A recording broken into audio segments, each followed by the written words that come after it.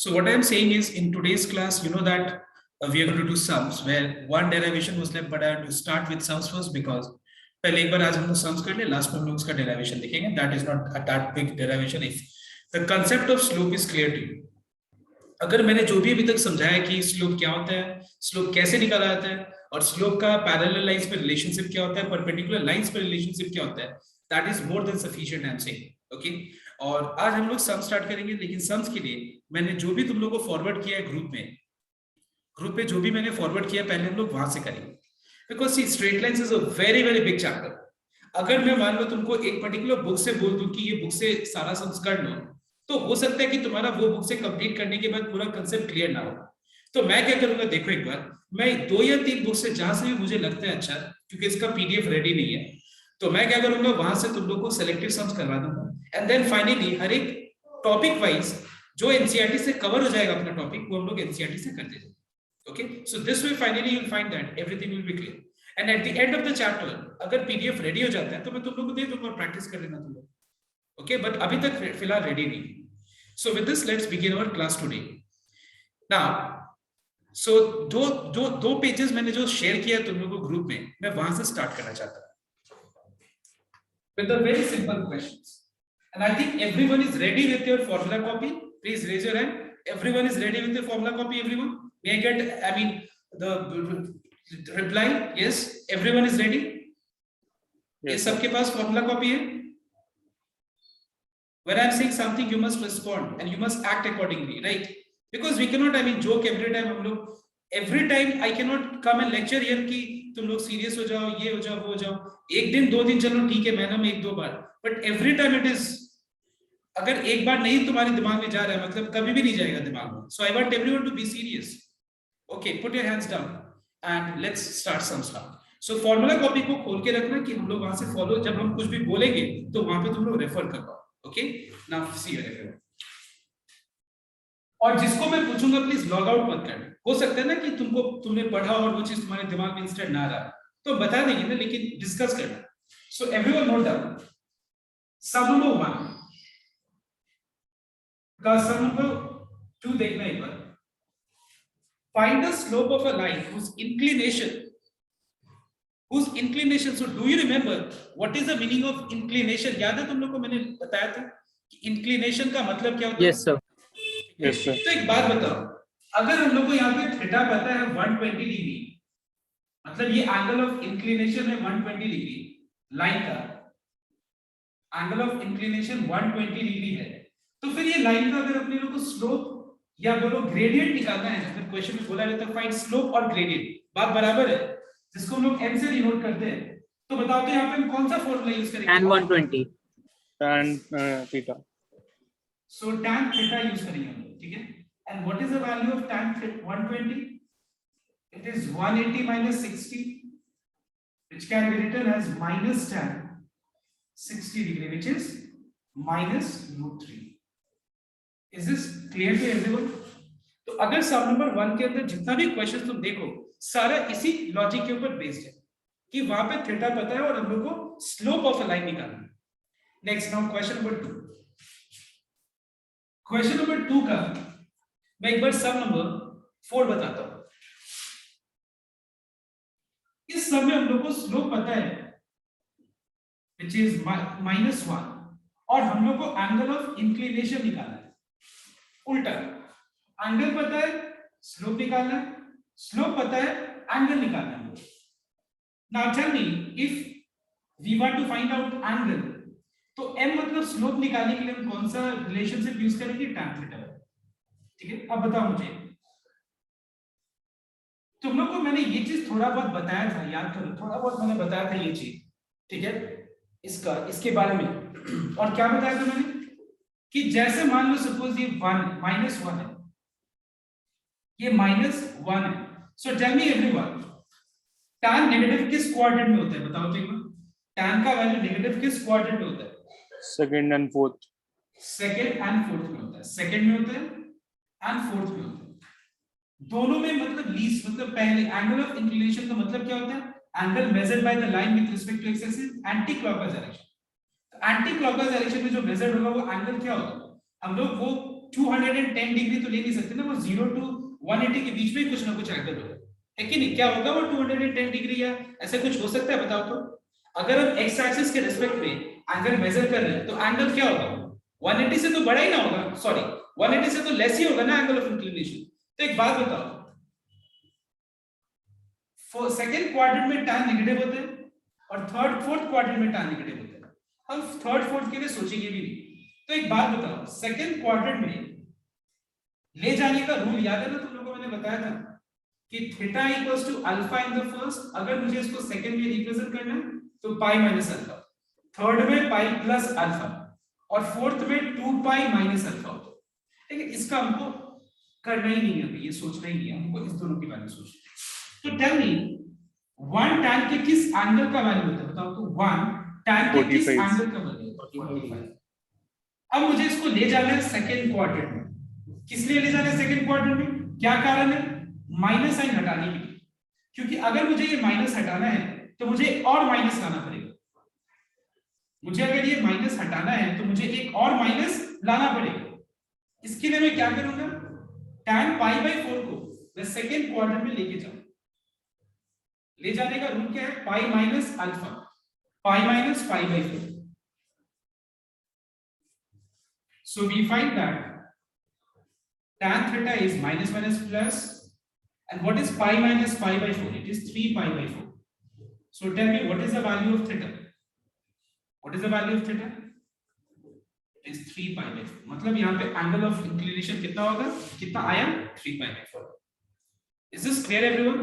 Very simple calculation we have here. All right? बहुत ही simple calculation है।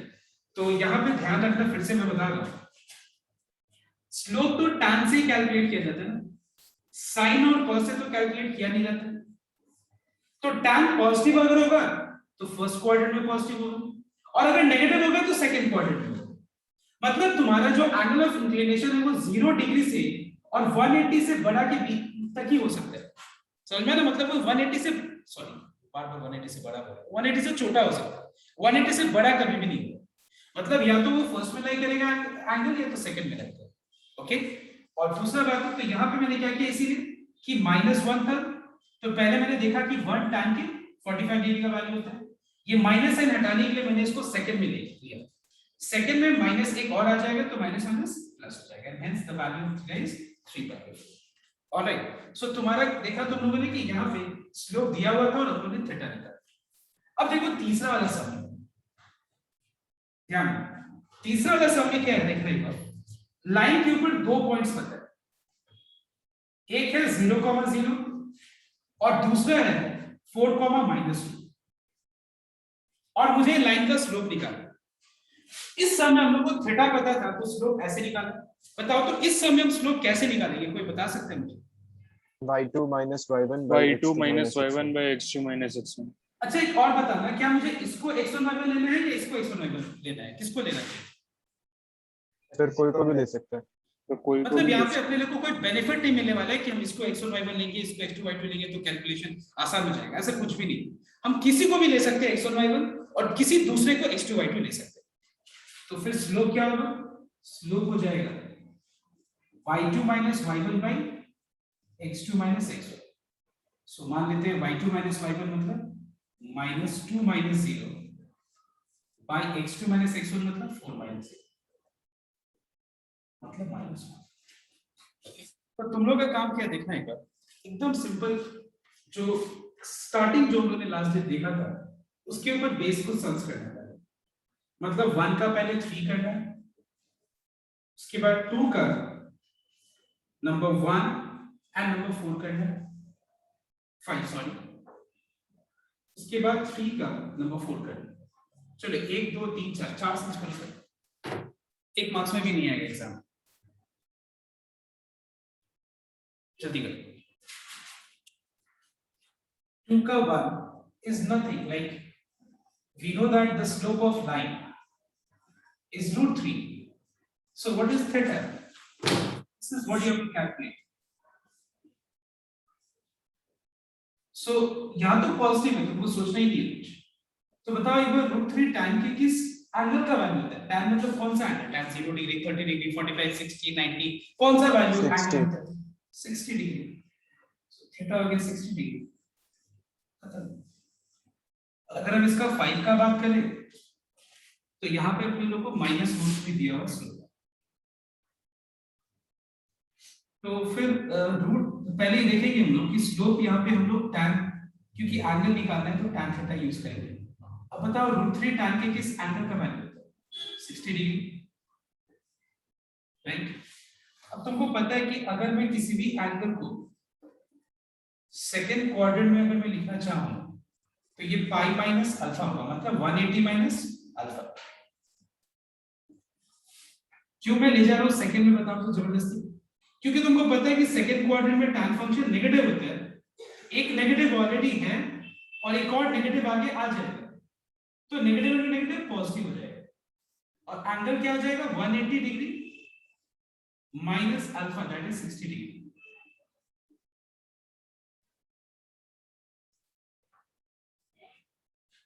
One eighty minus 60 is 120 degree, and the value of theta is 120 degree. Okay, तो काफी simple समझ है sir, ठीक है? तो मैं आगे बढ़ूं अगर सबका डाउट क्लियर है तो, कि किसी का डाउट है किसी के सामने? यस, अगर है तो बोलो, अदरवाइज मैं आगे बढ़ जाता हूं फिर। चलो नहीं, ठीक है, आगे बढ़ते हैं। Now you will have to do questions like, please keep yourself busy while you are in the class. I mean, right now it's a class, so class में busy रहो, other activities में नहीं। 4 number 5 6 भी करना है और 7, and then एक बार में we will do number 11, then 15, 18, and then number 19. Start again. Start करो।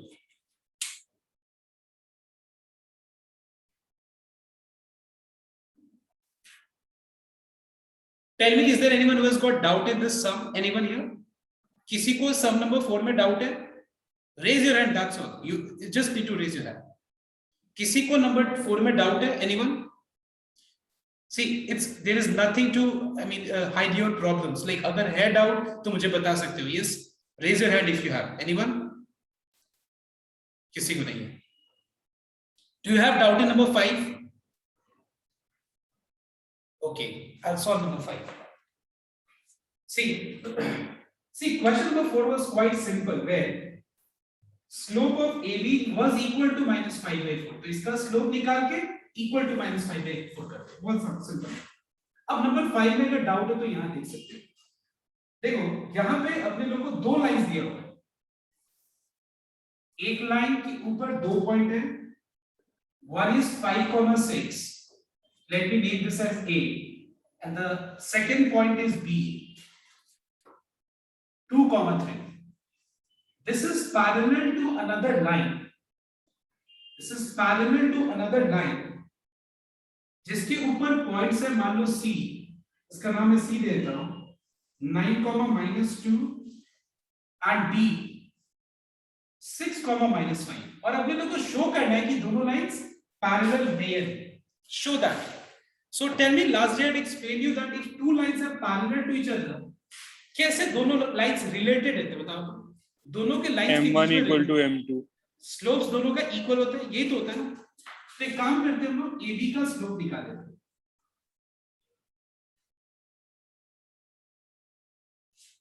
अगर हम स्लोप निकालें, इसको x1 y1 ले लेना है, and I'm considering this as x2 y2, so it is y2 minus y1 divided by x2 minus x1.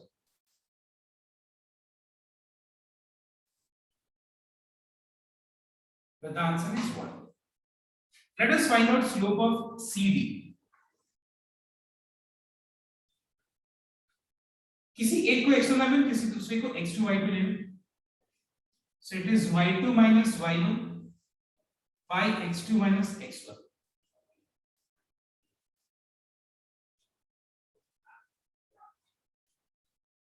Since slope of AB is equal to slope of CD, therefore the lines are parallel.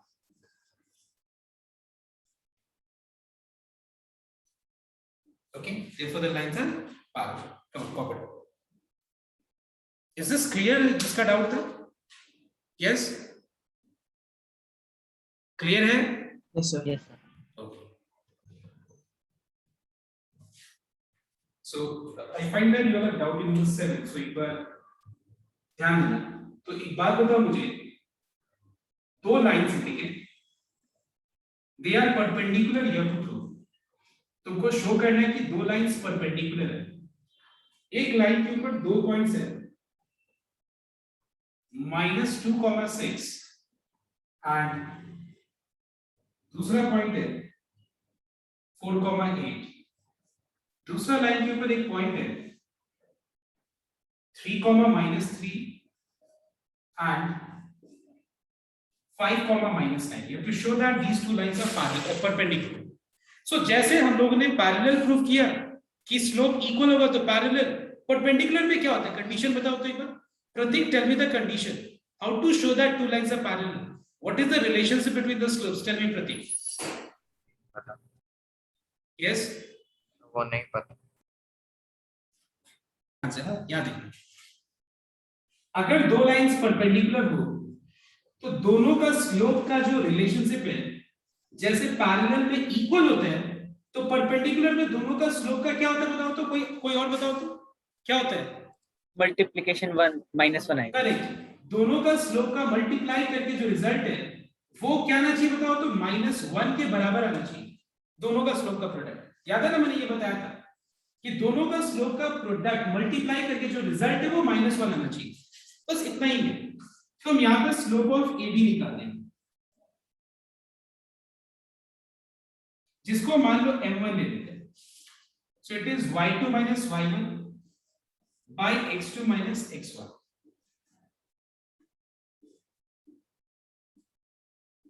It is 1/3. Let us find out slope of CD. इसको m2 से denote करते हैं, which is -9 minus of -3 by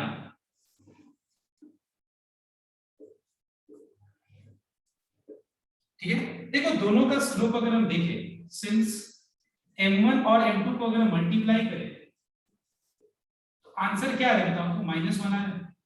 Therefore the lines are perpendicular. समझ में आया या नहीं प्रतीक? बताओ.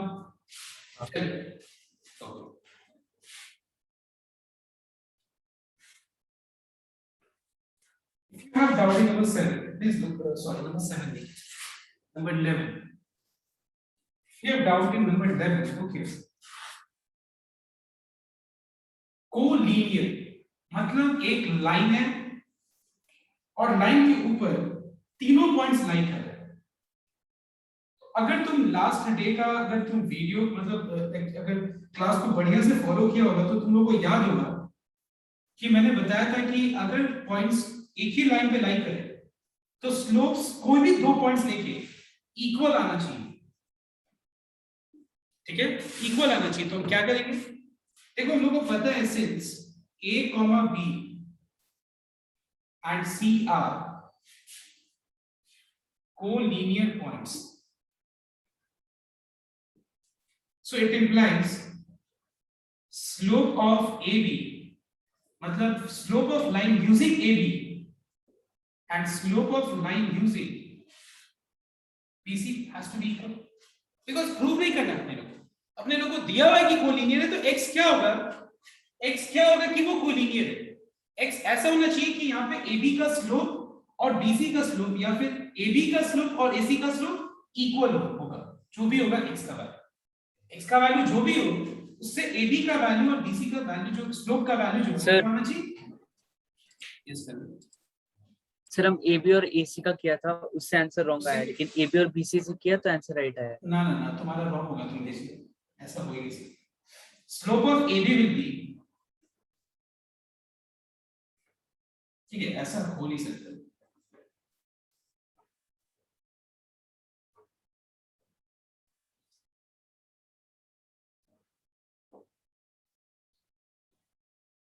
माइनस माइनस कैंसिल हो गया, 2 2 जा 4, मतलब यहाँ हाफ है। Cross multiply, so what is the value of x? It is 11। इन लोगों को ये निकालना, ठीक है।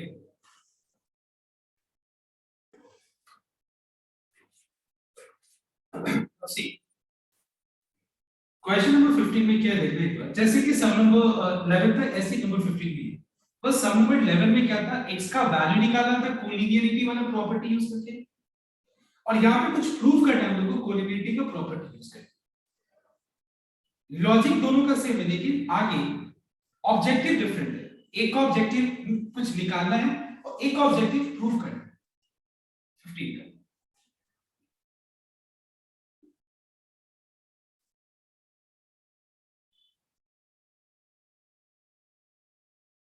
and you have to show that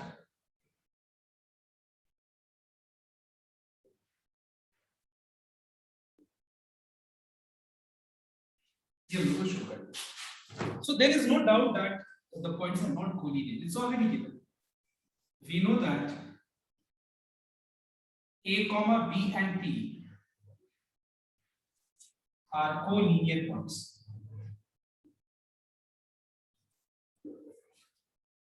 It means slope of AB will be equals to slope of AP also you can write. वो तुम्हारे ऊपर depend करता है।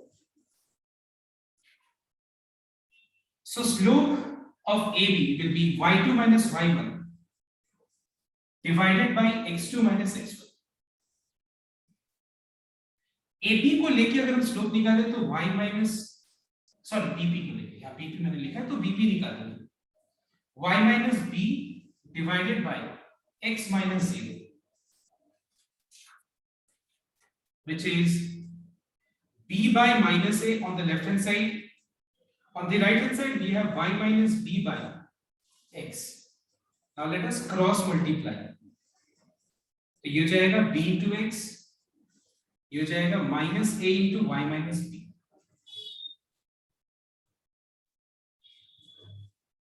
इसके बाद क्या? इसके बाद अगर तुम प्रूफ पार्ट को ना देखो तो तुमको कुछ समझ में नहीं आएगा क्या करना है। देखो इसके बाद मुझे क्लियरली पता चल रहा है कि जो x वाला और y वाला टर्म है इसको लेफ्ट में रखना और बाकी सारे टर्म्स को राइट में, ठीक है। x वाला टर्म y वाला टर्म को लेफ्ट में और बाकी सारे टर्म्स को राइट में। क्यों मुझे पता चला?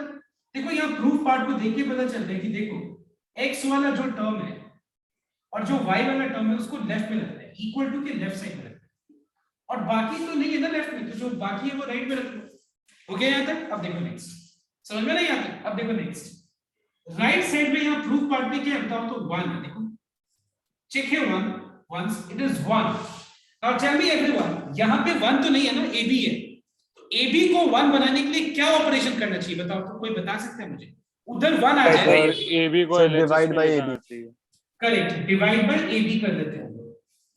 अगर हम लोग लेफ्ट और राइट AB से डिवाइड कर दें, देखो हम लोग सिर्फ राइट से तो डिवाइड कर नहीं सकते हैं, क्योंकि इक्वालिटी का जो मतलब इक्वेशन का जो लॉ होता है वो क्या है कि अगर मैं डिवाइड कर रहा हूं तो दोनों तरफ करना, मल्टीप्लाई कर रहा हूं तो दोनों तरफ करना। अब यहाँ पे मैं स्प्लिट कर फ्रैक्शन को छोटा छोटा फ्रैक्शंस में स्प्लिट कर दिया गया, प्लस ay by ab। यहाँ पे ab by ab 1 हो गया। Finally we find that b gets cancelled and this is x by a gets cancelled and we are getting y by b equals to 1. This is what we have to prove.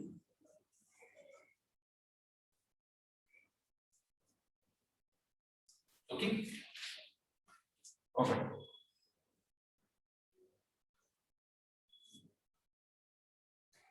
Everyone note down question number 18.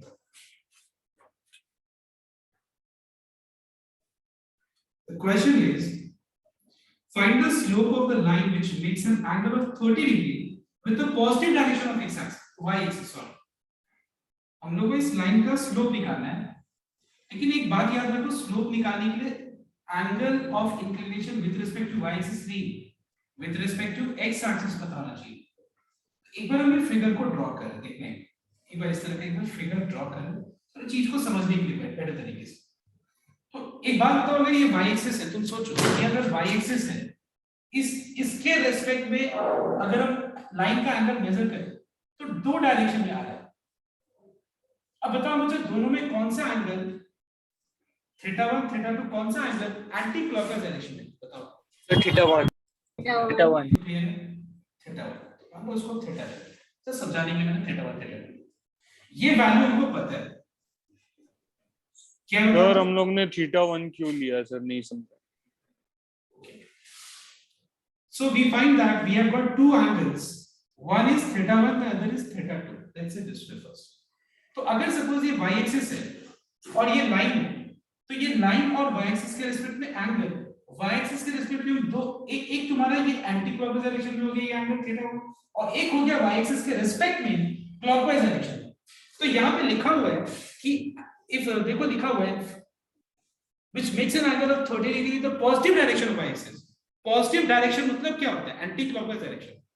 Positive direction का मतलब भी anti clockwise direction होता है, इसीलिए मैंने इस angle को यहाँ पे कंसीडर किया कि ये एंगल ही 30 डिग्री दिया हुआ है, नॉट ये वाला angle. Yes, it is clear और not? Yes sir. Now suppose ये एंगल अगर 30 डिग्री दिया है और ये एंगल अगर 90 डिग्री है, तो लाइन का स्लोप निकालने के लिए तो मुझे ये एंगल पता होना चाहिए, एंगल ऑफ इंक्लिनेशन। तो मुझे कोई बता सकता है this angle is 30, this angle is 90, what will be this angle of inclination? 120 इसको θ1 ही रखते हैं, इसको θ1, इसको θ लेते हैं। तो क्या बोल सकते हैं हम लोग? You know that exterior angle is equal to the sum of the two interior opposite angles. मतलब ये अगर एंगल निकालना है तो ये एंगल किसके बराबर होगा पता है? इसके ऑपोजिट में जो इंटीरियर एंगल्स है उनका सम के बराबर होगा। तो थीटा मतलब angle of inclination, it is θ1 plus 90 degree, that is 120 degree. So if angle of inclination is 120, slope is tan 120. And what is tan 120? It is minus tan 60 degree, which is minus root 3. Okay, let's copy it.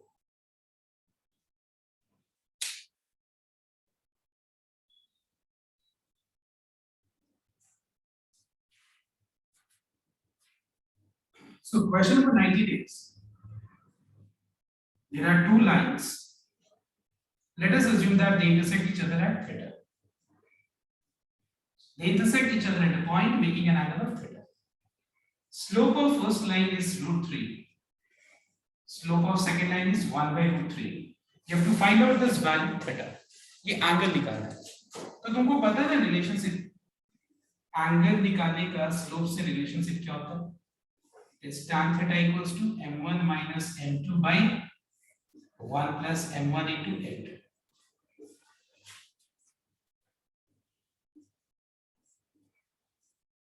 So if m1 is √3,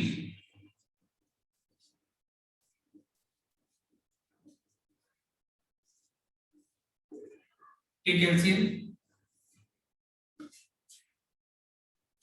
तो यहाँ पे आ जाएगा, अगर हम LCM लेते हैं √3 into √3 कितना हो जाएगा? 3। ये कैंसिल हो गया, √3 तो 1 plus 1 2 हो जाएगा। 3 minus 1 2 by √3 into 2 कैंसिल हो गया। व्हाट का मतलब पता है तुम्हें क्या होता है? आंसर हमेशा पॉजिटिव है। तो बताओ तो 1 by √3 tan के किस एंगल का वैल्यू होता है? 30. So what is the acute angle between the two lines? It is 30 degree. Okay. तुमको अगर जानना है what is obtuse angle, so it is 150 degree. But जानना है तो बोला नहीं। So here we find that all the concepts of slopes, जितने भी स्लोप के ऊपर कंसेप्ट के बीच जो भी सम्स है वो सारा हम लोगों ने कर लिया। मतलब लास्ट वाले सम्स से हम लोगों ने देखा कि अगर दो लाइंस के बीच का एंगल निकालना है तो दोनों लाइंस का स्लोप पता होना बहुत जरूरी है। So based on this there are many sums जो कि तुमको यहाँ से नहीं करना है, मैं वो काट के जो बाकी है तुम लोगों को मैं फॉरवर्ड कर दूंगा ग्रुप में। Please complete it by today only and make sure that you are doing your work very very honestly, Because if you are regular and serious, then only you will be able to follow the classes. Keeping in mind you are doing the homework. If you don't do the homework, however intelligent, कितना भी तुम intelligent हो जाओ, तुम offline में आ जाओ, तुम offline में आके मेरे साथ 24 घंटा बैठा रहो मेरे साथ, नहीं कर पाओगे. पढ़ना पड़ेगा ना. This is the most important thing. And also when you are given any video, please revise that video and do homework before time. जैसे आज ही homework कर लो और जो time जो बचा है उसमें revise करो उसमें वापस to make it perfect. The student those who think that they are not good in maths till class 10 उन्होंने उतना perform नहीं किया है, तो start working hard. Definitely you will achieve. So this way I'm ending today's class. Thank you everyone.